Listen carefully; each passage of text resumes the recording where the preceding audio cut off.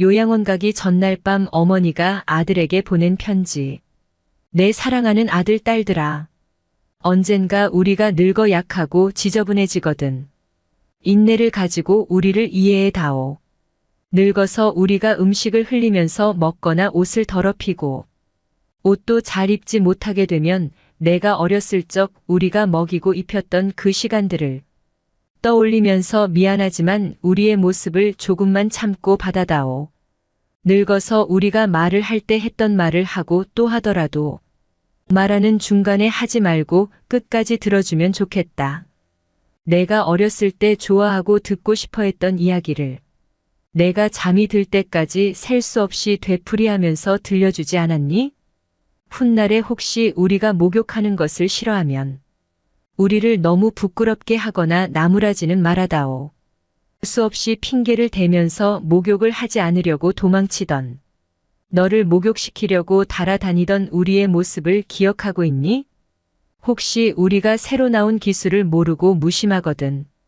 전 세계에 연결되어 있는 웹사이트를 통하여 그 방법을 우리에게 가르쳐 다오. 우리는 내게 얼마나 많은 것을 가르쳐 주었는지 아느냐? 상하지 않은 음식을 먹는 법, 옷을 어울리게 잘 입는 법, 너의 권리를 주장하는 방법 등.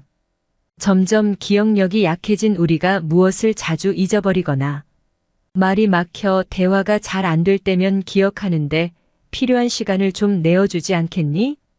그래도 혹시 우리가 기억을 못 해내더라도 너무 염려하지는 말아다오. 왜냐하면 그때 우리에게 가장 소중한 것은 너와의 대화가 아니라 우리가 너와 함께 있다는 것이고 우리의 말을 들어주는 내가 있다는 것이 중요하기 때문이란다. 또 우리가 먹기 싫어하거든 우리에게 억지로 먹이려고 하지 말아다오. 언제 먹어야 하는지 혹은 먹지 말아야 하는지는 우리가 잘 알고 있단다. 다리가 힘이 없고 쇠약하여 우리가 잘 걷지 못하게 되거든. 지팡이를 짚지 않고도 걷는 것이 위험하지 않게 도와줄 수 있니? 내가 뒤뚱거리며 처음 걸음마를 배울 때 우리가 내게 한 것처럼 내 손을 우리에게 빌려다오.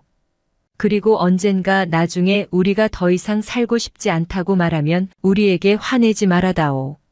너도 언젠가 우리를 이해하게 될 테니 말이다. 노인이 된 우리의 나이는 그냥 단순히 살아온 것을 이야기하는 것이 아니라 우리가 어떻게 생존해 있는가를 말하고 있음을 이해해 다오.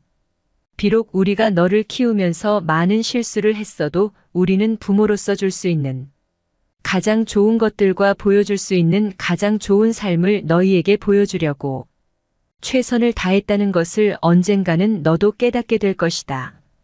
사랑한다. 내 사랑하는 아들 딸들아.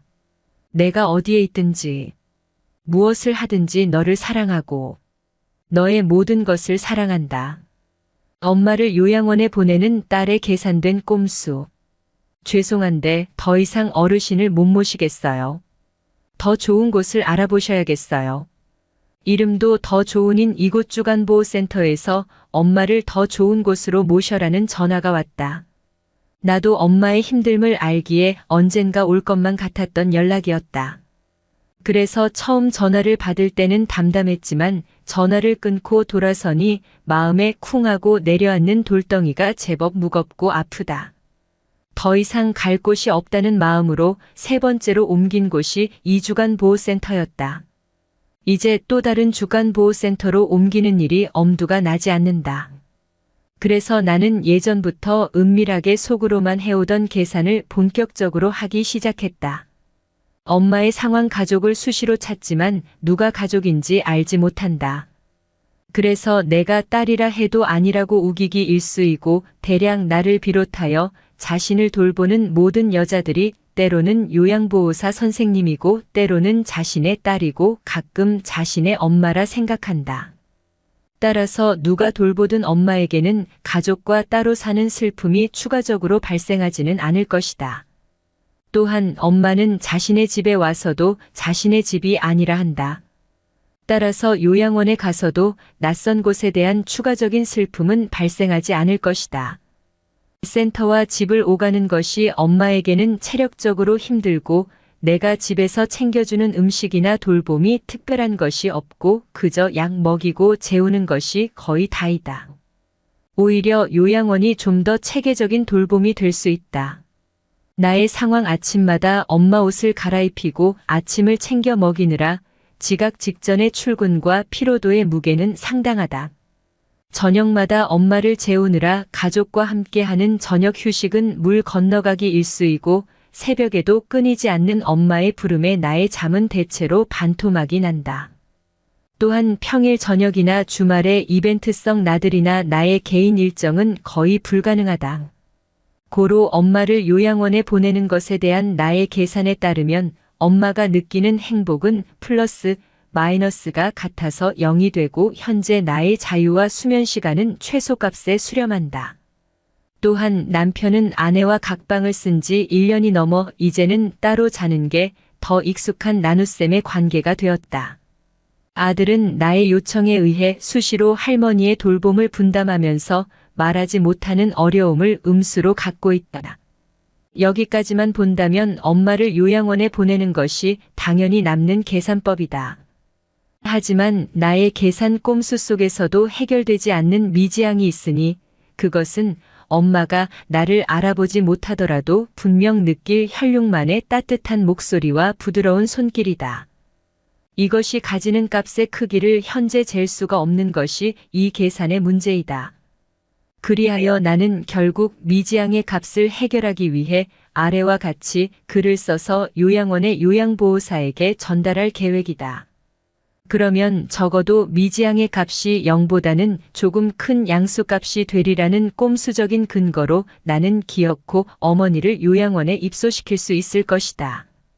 저희 어머니를 돌봐주시게 될 요양보호사님께 한 명의 혈육 어머니를 보살피는 것도 이렇게 쉽지 않은데 여러 어르신을 돌보아 주시는 것에 너무나 큰 감사를 드립니다.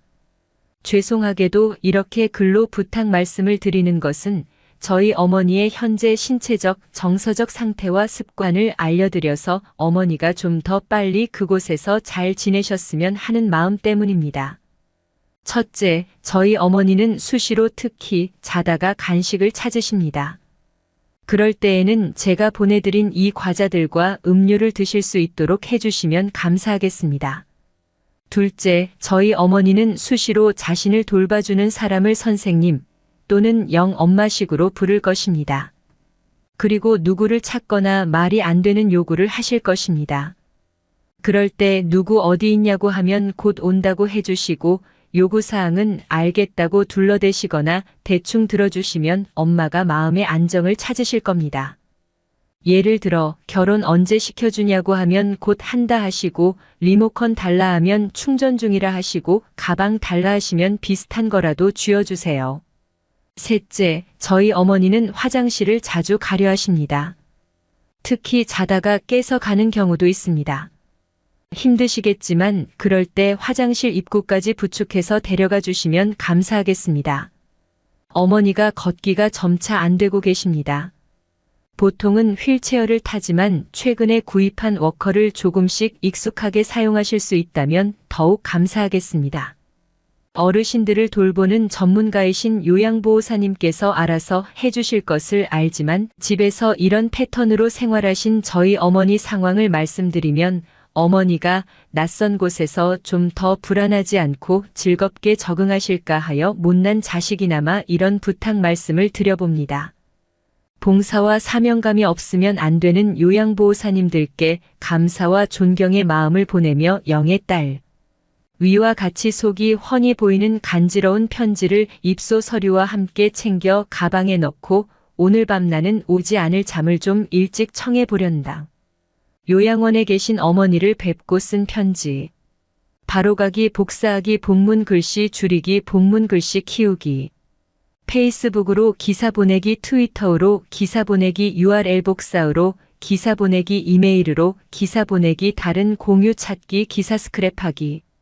경북 봉화의 한 시골에 98세 어머니와 74세 아들이 살고 있다. 아들은 노모를 모시기 위해 2020년 도시에서 산골로 내려왔다.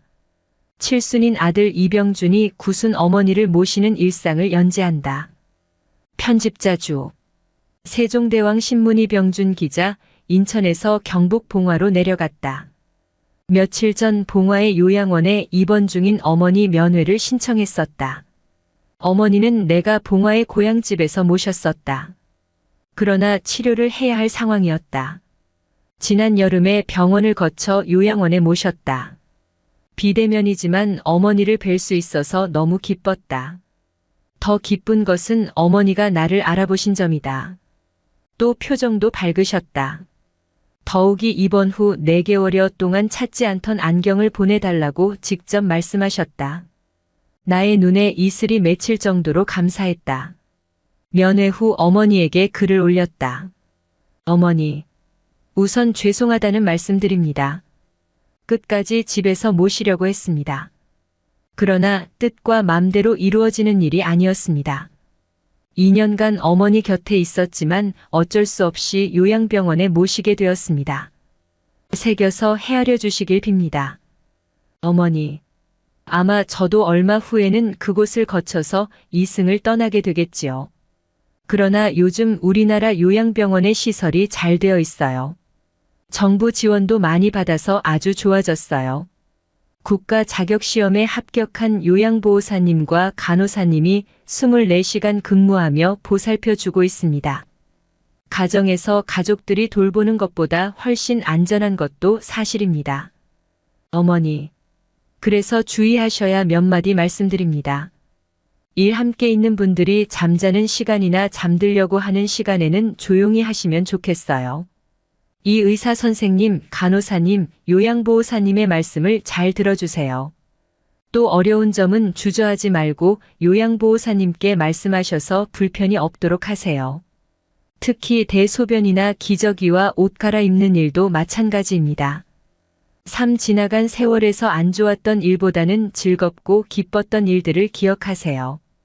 이산 가족 상봉이나 장손 진우가 태어나고 증손 선우가 태어난 일, 성당에서 영세명을 천주님으로 받은 일 등 여러 가지 좋은 일들이 그래도 기억에 남아있겠지요. 특히 문학세계에서 장한 어머니상을 저와 함께 단상에서 받으셨잖아요. 어머니 생애의 상도 처음이지만 오래 사니 이런 좋은 상 받는 일도 생긴다고 무척 기뻐하셨잖아요. 사시간이 좀 나면 집에 계실 때처럼 책을 읽으시고 걷기도 억지로라도 조금씩 하세요. 오전아 김실이나 훌륭한 어머니 덕분에 세상에 태어났고 건강하게 잘 자라서 지금은 큰 걱정 없이 살고 있어요. 저희 남매는 세상에서 가장 존경하고 사랑하는 분이 어머니입니다. 저는 다시 태어난다면 어머니의 엄마가 되겠습니다. 엄마가 저희 남매 키우면서 고생하신 만큼만 어머니에게 정성을 다하고 싶습니다. 봉화는 산이 깊다. 태백준령의 비경이 펼쳐진다.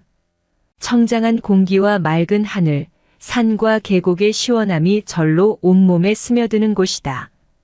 풍광이 스위스와 견줄 만큼 빼어나다. 하지만 그곳에서 땅을 일궈야 하는 사람들에게는 땅송이가 더욱 굵어지는 버거운 자연이기도 했다. 이재우 기자. 육어머니 걱정하실 것 없지 않습니까? 어머니는 속병이 없어서 소화를 잘 시키잖아요. 98연세에 약간의 기억 상실이 있지만 비교적 정신이 건강하시잖아요. 요양보호사님은 양반이뿐이 치매로 정상적인 현상이라고 합니다. 크게 걱정할 일 아니라고 하니 걱정하지 마십시오. 칠어머니 안경 보내드립니다. 침상 머리맡에 놓아둔 책 어머니 봉양일기는 제가 쓴 책입니다. 어머니를 모시면서 쓴 일기를 모아서 책으로 엮은 것이니 시간 나는 대로 읽어주세요. 저는 책을 쓴 보람을 크게 느끼겠습니다. 제가 시간 내서 보름에 한 번씩이라도 어머니 뵈러 가겠습니다. 어쨌든 심기를 굳건히 하셔서 편한 마음과 좋은 생각으로 하루하루 지내시길 비웁니다.